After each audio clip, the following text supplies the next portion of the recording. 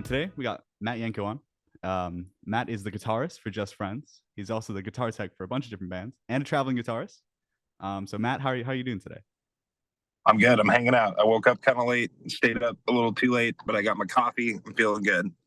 Fair enough. Fair enough. So tell me a little bit about yourself. My name is Matt, as you know. Yeah. I am 29, going on 30 years old. I live in Oakland, California. I am from the Bay Area, California. I've been doing music essentially my whole life. My dad worked in the radio, still does work in the radio industry, like working for radio stations, like running radio stations, programming radio stations. So I got into music at a really incredibly young age. It was always there in my life. And then I have an older brother. He's 3 years older, and he started playing drums when he was like 10 or 11, maybe. And then he started like a little garage band with like his friends or whatever. And then I was like, oh, I want to do that. So I ended up getting a guitar, I think, when I turned 10. And then I joined his band. And then it's just been, 20 years later, here we are. Yeah. I mean, good story. When it comes down to writing music for Just Friends, what are your main inspirations? Hard to say. With Just Friends, it's tricky because there's so many people in the band. Mm-hmm. At this stage, we have 7 people in our band. Yeah. We've had more and we've had less at different times, but at the moment, there's 7 different people, and really, there's kind of 5 or 6 people who generally do most of the writing. Some people write more lyrically, some people might write more instrumentally or whatever. I kind of, for a long time, was not as involved in the writing process, but we Just Friends, we recorded a new album in January, and it'll be coming out later this year. I heard about it. I got a question about that. It's not really like public, we've alluded to it. Like, it's not like a secret that there's going to be a new album, but yeah, there's a new album that comes out in like the late summer. But yeah, this new album that we recorded is kind of the first time that I have brought musical ideas forth into Just Friends and have them kind of evolve into songs, which is really cool. Yeah, no, there are a lot of people writing, a lot of different influences, but I don't know, it's hard. Like, for me personally, like, if you listen to my guitar playing, like, I take a lot of inspiration from like Joe Reinhardt and like the whole like Midwest emo type of stuff, like the twinkly guitar. And then I grew up learning like dad rock riffs, like blues licks, and like kind of like worshiping like the traditional guitar gods and stuff like that. You know what I mean? But another big one for the band is just like in general, like the Red Hot Chili Peppers, really huge influence on Just Friends. I don't know, literally all sorts of stuff. Like our band that is again part of why I think maybe our band is so hard to pin down, is just because like we do it all. Like, we do the pop punk stuff, we do the funk stuff, we do like the heavier, like kind of Rage Against the Machine, like heavy like slow blues with like a lot of distortion, like with like rap vocals over the top. I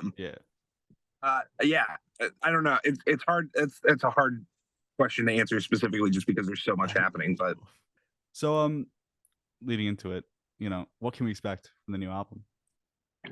It's a little bit of a return to form. Our last album, Hella, put out last year. It was kind of a learning experience. That album was tough because we actually recorded most of it at the end of 2019, like pre-pandemic, and COVID happened, and then the album got shelved and kind of just pushed back and back and back, because it was like, all right, well, we're not going to release this album if nobody's scoring. The way that bands really truly money, unless you're like extremely lucky and whatever. The way we make money is by going on tour and like selling merch and promoting the album. And so Pianers was like, we're not going to put this album out that it's the right business decision to just push it back until what I mean, until you can tour, until you can like truly promote it and like give it what it deserves. But yeah, that album was just a little difficult because it was definitely like a departure. Like, we leaned more into like the kind of hip hop sort Mhm. of side of things, and like kind of poppier production. Definitely stepped out of like the kind of pop punky sort of sound that we had before. But the new album is definitely a little bit of a return to form. If you are a fan of either of like our first two albums, you Yeah. will, and didn't like Hella, you will probably like this album a lot. Mhm. There's still some moments where it's not exactly like pop punk. Like there's still like definitely like funky songs. Yeah. There's a that's kind of like almost like a disco song. But then there's also just like some like old school 2018 JF bangers, Yeah. Yeah. Yeah. Yeah, that I truly think this album that's coming out is the best stuff that we've made. It was super collaborative. Like we Mhm. all kind of contributed musical ideas, lyrical ideas. It was definitely the first time that we've all like kind of sat down and sat in our practice space and like jammed out songs, like flushed out Yeah. structures, done different parts and stuff. So in the past, it's kind of been a little more, Sam has an idea and then we build upon it, or Ron has an idea, or somebody else. There, for a long time, there was like a few like really core songwriters, but with this album, we've kind of broadened it a little bit, and yeah, I don't know. I think it shows just in the amount of musical talent that we have in the band. Like everybody in the band, not to like toot my own horn, but like everybody else in the band, like is just so good at their instruments and has such a Yeah. unique style that yeah, I don't know. These songs, I'm definitely the most proud of anything that I've ever been a part of musically. So, Mhm. Yeah. I'm excited to hear. Very. oh So yeah. going back to like how it started, when you first started playing guitar, did you find it came like really naturally, or did it take you a bit to kind of get going? So it was 20 years ago, and the older that I get, and the more weed that I smoke, my memory gets a little bit blurrier. But uh, I have like it affected me when I was growing up more. Like when I was a kid, it doesn't really affect me in an adult as an adult any significant way. But I have like a mild muscular development Mhm. issue. I have like this thing called dystonia, like Yeah. a condition I can't really explain because it doesn't really affect me. Yeah. But when I was a kid, I would have like kind of like muscle spasms and stuff, and like certain actions were hard for me, like holding a pencil or a pen Mhm. for a long time. And still, like to this day, like if I have to write with like a pen or paper, my hand will kind of cramp up.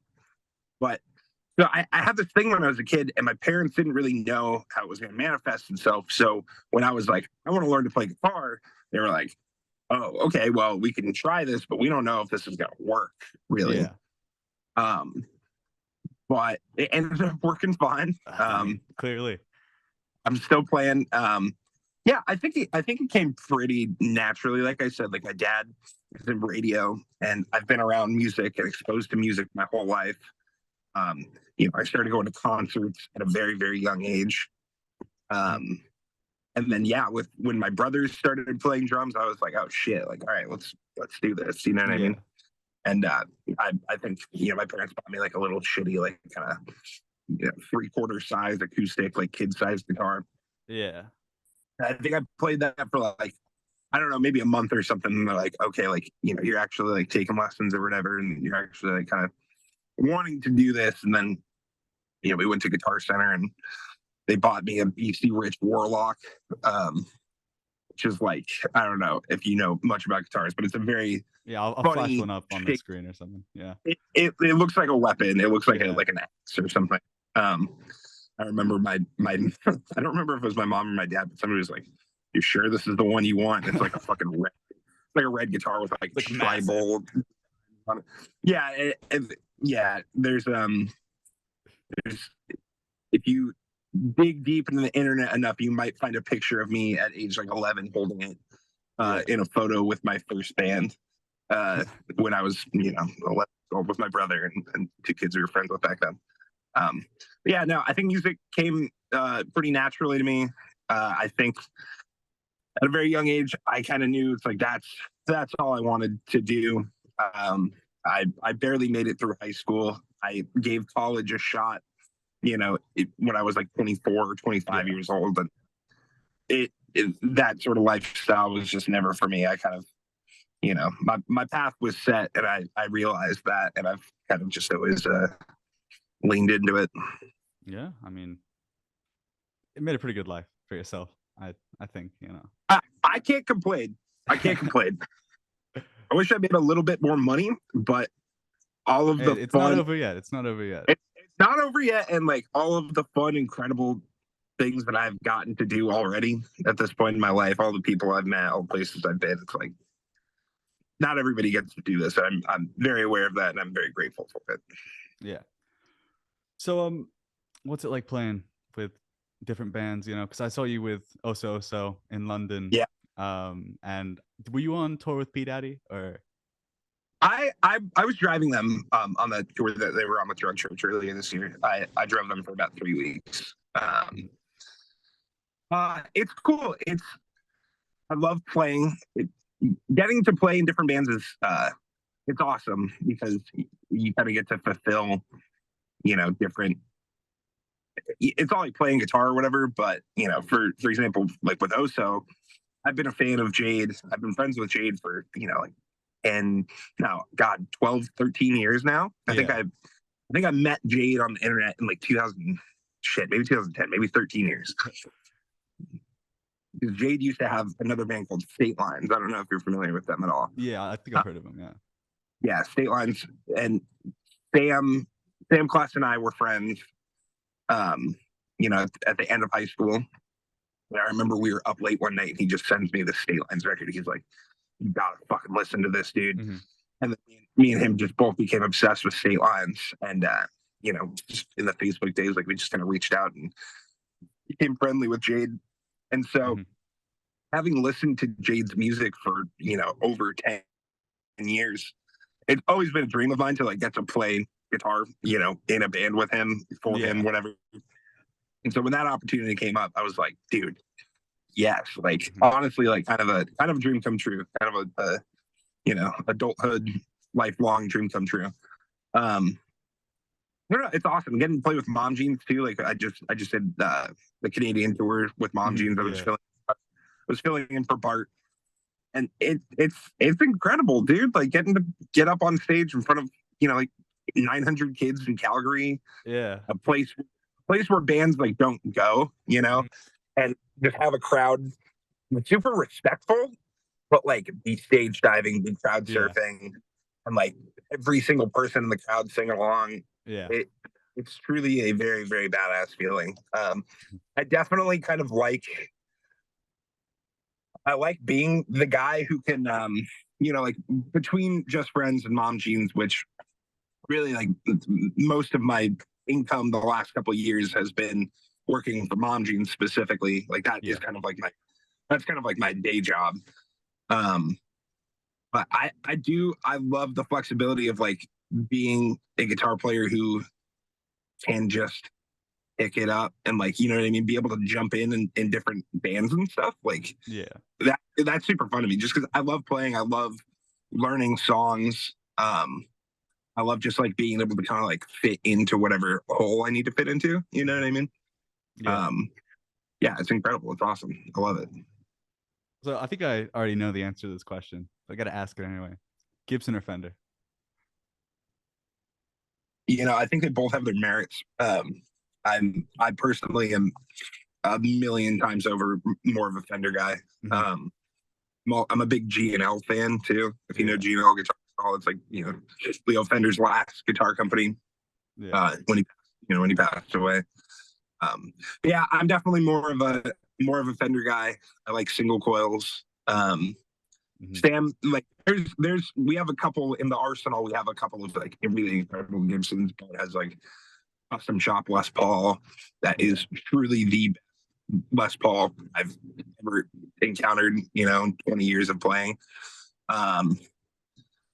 Sam has an ES 333, which is like a 335, but it's got like a beautiful backplate. red. Yeah. Yeah, that is an incredible guitar. It's like similar to the Tom DeLonge Epiphone model. It's like the Hmm. Gibson Epiphone one was based off of. But yeah, if I had to pick Desert Island, I'm gonna have a Strat. Yeah, yeah. Yeah. Personally, I only own one Fender. It's like the Fender acoustic, but I've got this Squire Jade gave me at Yo, the Osalisa show. that's funny, dude. Fuck yeah, Yeah. that's funny. He just gave it to you. Well, I was like, Jade, Jade, can I get the set list? And he gave me a guitar. That is so I funny. wanted a piece of paper with some marker on it, but And you you ended know, up with can't get the everything. yeah 250-pound guitar, right? Yeah, it's possibly the best guitar I've ever played. It's Dude, utter. I played. I actually the first day of that tour when we were in Leeds, I kind of like restrung that guitar and I kind of intonated it and stuff for him. So that's a cool Oh, guitar, crazy. dude. It's funny. Squire stuff has come so far Oh over the yeah. last like 15 years, but really like over the last like 5, 6, 7 years, like Squire shit has gotten so good. It's the same with like Epiphone, all those import brands, all like the cheaper, you know what I Yeah. mean? It's just all gotten so much better, you know. It's really impressive, and you don't need to spend. That's kind of my big gripe with Gibson and Fender. Is just like, dude, when I started playing guitar, you know, the Mexican Fender Standard series was like $400, Yeah. and now the equivalent is like $800 or $900. Just with Yeah. inflation, it's gotten crazy, and there's definitely like less of a gap in the quality between the import guitars and the North American made guitars. Yeah. Like less of a gap than there's ever been. Yeah. So we definitely live in like a golden era of affordable guitars. Hmm. What would you say the most difficult part of touring is, as a guitar tech and as a someone who's in a band? Um, I mean, just the physical aspects of it, probably. With Mom Jeans, we're lucky enough to be at a point now where we've started touring in, well, like the last Mom Jeans headline tour we did, we're in a bandwagon, Yeah. which if you're familiar with that, there for anybody who sees us who doesn't know, it's basically they take like a box truck, like a Hmm. cargo truck, and they do like a conversion on the back of it where they essentially like put like an RV, you know, Yeah. with bunks. There's like a small kitchenette and like some couches and shower and a toilet and stuff. They put it on the back of like a cargo truck, so it's not quite as like luxurious or like comfortable as like a proper tour bus, Yeah. but it's such a massive improvement over touring in a van and a trailer Yeah. and like you know what I mean. Having being able to like have like a bunk, like some privacy, a actual bed where you can like lay down flat and sleep. Yeah. But life on the road is not always easy.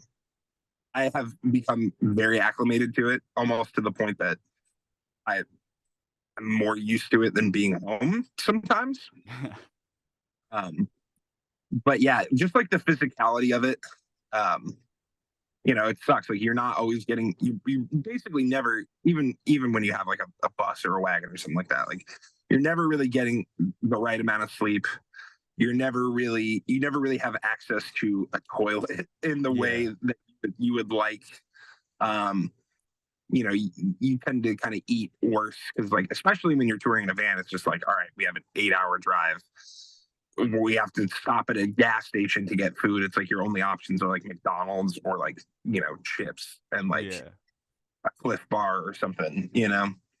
Um, yeah, physically touring can be kind of grueling, but I would say that is the hardest part. The other hardest part is probably just like the personal interactions, you know, with the people that you're on tour with, because it's also not always like a great mental health environment. Yeah. You know, it's stressful being on the road. Like you're not always making a ton of money. Like I said, you're not sleeping right, you're not eating right. Hmm. You kind of like lose a lot of like the basic amenities of like being at home, and Yeah. that can take a toll like on your mental health. You can get cranky, you can get depressed.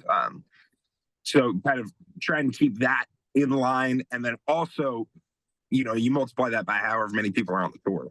It's like you might be feeling shitty, but there might also be like 9 other, 10 other people who are also like feeling shitty. Yeah. So there's a lot of like, personal balance and just like getting to like work with people and learning how people work and interact and stuff. In general, like with a band, that is kind of like a big thing, is like the interpersonal relationships and like, figuring out how to cohabitate and how to cooperate, with these people who are your coworkers and also like, definitely like a family in a lot of regards. So there's a lot to it. So Mom Jeans are playing Download this year. Yeah. Will you be joining them? Yes. No, I will be teching for Mom Jeans and also for State Champs. They're playing on the same day. Yeah. And my understanding, Mom Jeans is playing directly before State Champs, like on the same stage. So yeah. I did that. Yeah, it should be. I've worked with State Champs before on a tour last summer, and that was cool. So yeah, I'm getting to do that with them, and then I'm also, State Champs has like one headline show in London the day after the Download, our Download day. So I'll be doing two shows, for around Download. That State Champs is kind of different. State Champs is kind of a different beast entirely, because like they are they're like their level of like live production. Yeah. They have like a whole show, you know what I mean? Like they have backing tracks and they have a light show and they have like, sound effects and like all these different things. And their whole show is basically like run off of them. Like they're up there playing, you know what I mean? But the whole show is kind of like running off of a MacBook, in the sense that like you press start on it and then the show starts, and then it's like, all the cues and stuff are triggered, all the lights, all the, all these different moments are kind of like planned out, where you have to be like exact, and you have to like be perfect. You know what I mean? Because it will continue without you if you're not. You know what I mean? You can't just like. So it's a little different with that band. Like, I'm more of like part of a team who's like making it all happen. Yeah. Well, with Mom Jeans, it's like the band is up there, they're doing their thing. I'm there if anything goes wrong or if they need help, and I'm there as like the extra guy who's like there ready to go if something does happen. With State Champs, it's like it's a little bit more involved, and I have to like kind of really pay attention and be ready to like, you know what I mean, act really, really quick if something goes wrong. So if you liked who you saw or what you heard here, you can listen to Just Friends on basically every streaming platform, or you can go see Just Friends at Lake Tahoe for Lake Tahoe is for Lovers. Yeah, thank you, Matt Yanko, for being here. Appreciate it a lot. Yeah, absolutely. Done. See you soon.